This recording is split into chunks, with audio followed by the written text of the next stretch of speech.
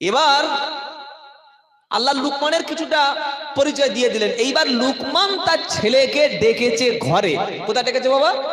জোরে বলুন। ছেলেকে ডেকেছে, নিজের কাছে ডেকেছে, ডেকে ছেলেকে ওয়াজ করছেন, নসিহাত করছেন।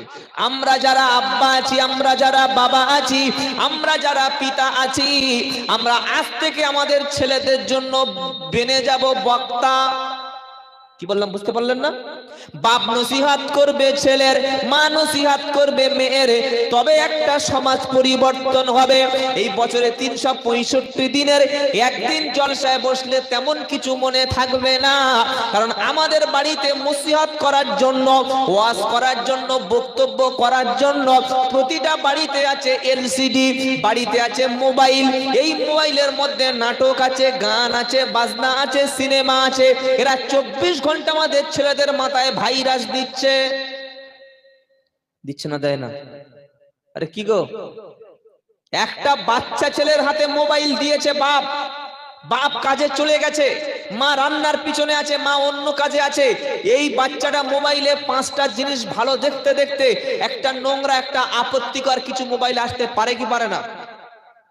ওই বাচ্চার মানসিকতা, মনটা কোন দিকে যাচ্ছে আপনি জানেন? বাচ্চার হাতে মোবাইল তুলে দিয়ে বলছে, হুজুর আমার ছেলে সে আগের মতো আর খায় না, আর ছেলে 3 বছরের ছেলে চোখ দেখে এরকম পাওয়ারের চশমা, এরকম পাওয়ারের চশমা। কি করে চোখ গেল? আল্লাহ দে, আল্লাহ দে, আল্লাহ ব্যবহারে তো কাজ করে। ঘুম থেকে উঠেই মোবাইল, বাপ ছেলের হাতে মোবাইল, মা ছেলের হাতে মোবাইল দিয়ে দুজন আলাদা রুমে চলে গেল। কি আসে না? নাই। কি গো, সর্বনাশ করে দিয়েছেন, ধ্বংস করে দিয়েছেন। আপনার ছেলেকে আপনি নসিহাত করবেন, ওয়াজ করবেন। লুকমান দেখুন তার ছেলেকে কি ওয়াজ করছে, কি ওয়াজ করছে দেখুন। ওয়াইদ ক্বালা লুকমান লিবনিহি ওয়া হুয়া ইয়াইযুহু ইয়া বুনাইয়া লা তুশরিক বিল্লাহ ইন্নাশ শিরকা লাযুলমুন আযীম। সুবহানাল্লাহ। সুবহানাল্লাহ বলতে ইচ্ছা করে না? ঘুম লাগছে নাকি ভাই? কি গো, লুকমানের প্রথম ওয়াজ, প্রথম নসিহত ছেলের জন্য।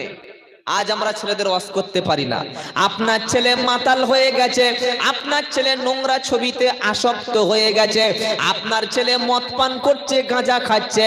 আপনি ইমাম সাহেবকে বলছেন, মাওলানা আমার বাড়িতে এসে ছেলেকে একটু নসিহত করুন। না ভাই, এটা সিস্টেম না। আপনার ছেলেকে খাওয়ার সময় আপনি ডাকবেন, আপনি যখন বিছানায় ঘুমাতে যাবেন আপনার ছেলেকে, আপনার মেয়েকে পাশে বসিয়ে নিয়ে বলবেন, বাবা আমি মুসলমান, তুমিও মুসলমান, তুমি যদি কোনো খারাপ কাজ করো আমাদের বংশের বদনাম হবে, তোমার আব্বাকে মানুষ খারাপ বলবে। শুনছি তুমি নাকি মাতালদের সঙ্গে মিশছো, তুমি নাকি বেনামাজি ছেলেদের সঙ্গে যাচ্ছ, তুমি নাকি গোপনে গোপনে বিড়ি কর ছেলেদের সঙ্গে মিশছো। বাবা তুমি মুসলমানের ছেলে, 5 ওয়াক্ত নামাজ পড়ো, কোরআনটা শিখে নাও, ভালো পোশাক পরো, হারাম কাজ করো না, মিথ্যা বলো না, সুদ খেও না, ঘুষ খেও না।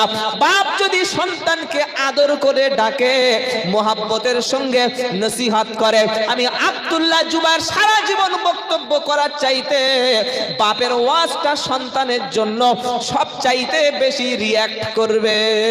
জোরে বলুন সুবহানাল্লাহ। আল্লাহ বলছেন তুমি তোমার সন্তানকে নসিহত করো, আর নসিহতটা করতে হবে প্রত্যেক দিন, বছরে একবার না। লুকমান হাকিম তার ছেলেকে কি বলছে? ওয়াইদ ক্বালা, স্মরণ করো, যখন লুকমান ক্বালা বলল, লুকমান লিবনিহি তার সন্তানকে, বাপ ওয়াজ করছে কার কাছে? ছেলের কাছে। কি বলছে? ইয়া বুনাইয়া, ও আমার প্রিয় বাচ্চা। সুবহানাল্লাহ বলতে মন চায় না? আপনার ছেলে নামাজ পড়ছেন, আপনি কি বলবেন? এই এই হারামি, নামাজ পড়িস না কেন? এই অমানুষ, নামাজ পড়েছিস? আচ্ছা, এই কথাটা বাপ যদি ছেলেকে বলে, ও আর নামাজ পড়বে? আরে বলছেন না কেন? ছেলে মদ খায়, এই এই ধরো ভালো করে ধরো, বাড়িতে বাড়িতে। ছেলে জন্ম দিয়েছে, কুকুর জন্ম দিয়েছে, বাপ এমন জোরে চিল্লাচ্ছে কুকুর পর্যন্ত ডেকে উঠবে। কি বুঝলেন? কি এটা তো দায়ীর কাজ না। দায়ী কেমন কাজ হবে জানেন? উদউ ইলা সাবিলি রাব্বিকা বিল হিকমাতি ওয়াল মাউইযাতিল হাসানা ওয়াজাদিলহুম বিল্লাতী হিয়া আহসান।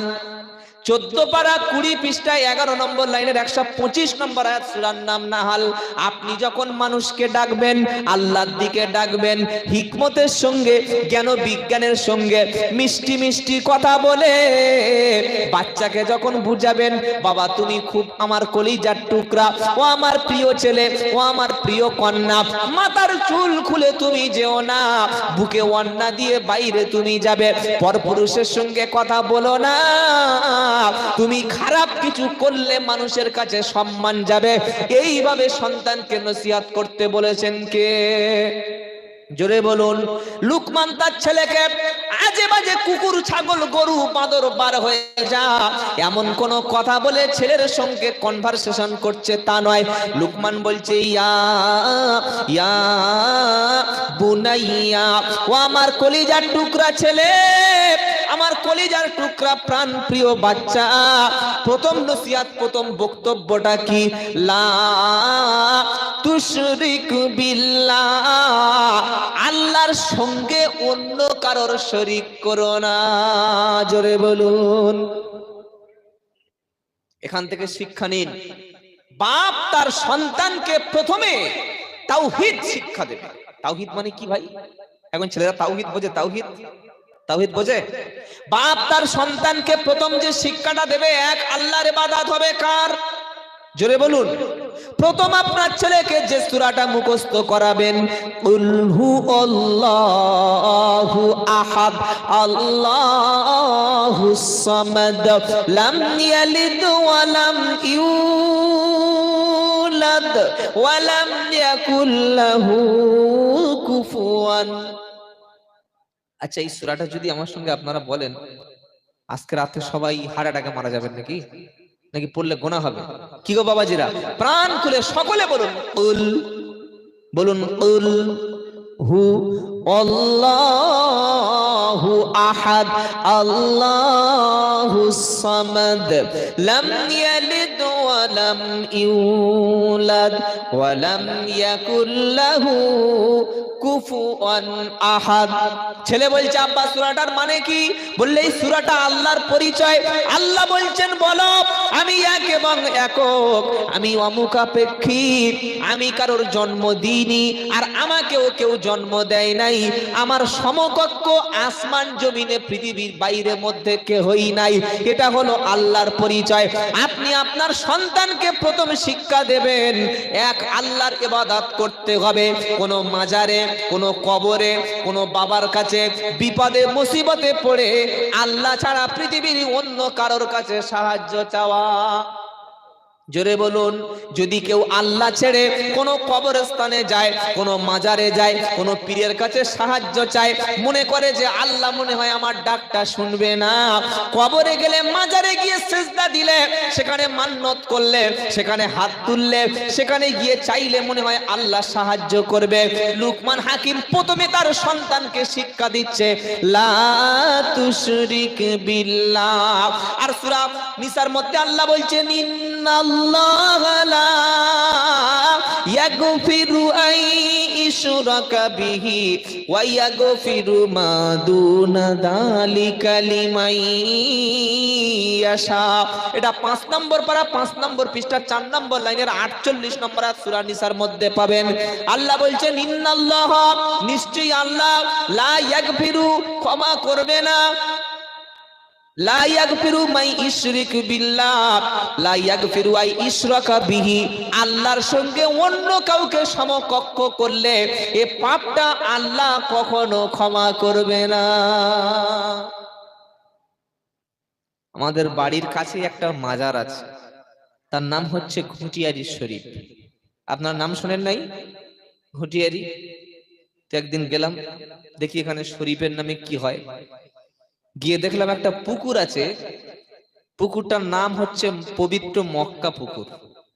পবিত্র মক্কা পুকুর, একদম গোল করে পুকুরের চতুর্দিকে